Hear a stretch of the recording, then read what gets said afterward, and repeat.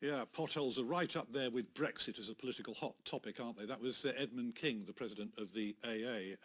Matt, if we can take his last point first about ring fencing, he wants 2p in the fuel duty and also ring-fenced spending by local authorities. And I think most motorists would support the idea that a guaranteed amount of money that is designated for roads should go on roads.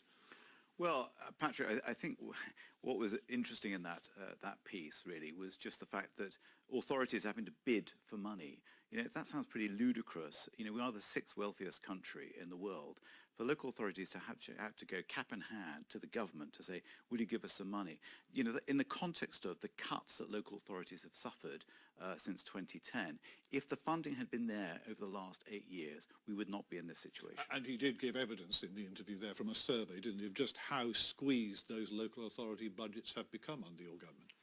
Well, don't forget, the government have just announced a £6 billion fund for highways, and that will include the money for potholes. Now, £250 million in the Action Fund. Which will fill... He wants billions.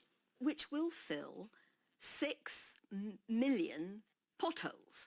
Now, I come from Herefordshire. That will certainly fill Herefordshire's potholes, but it will obviously, I'm only joking, it will obviously do far more than that.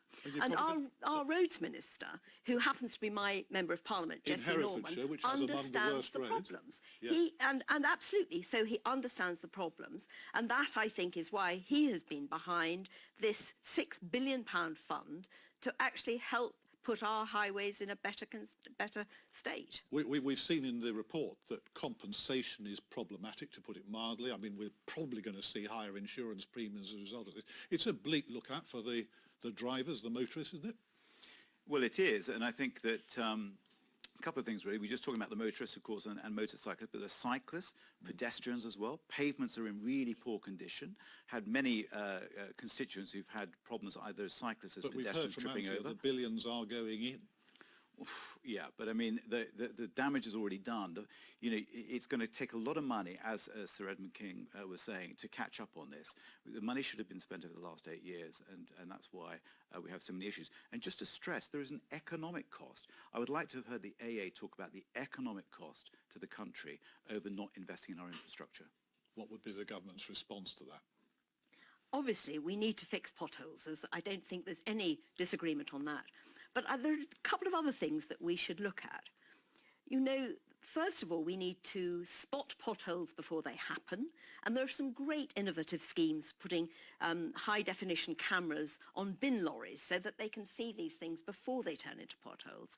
And the other thing is that councils have the power under the Street Works Act to make sure that utilities reinstate properly.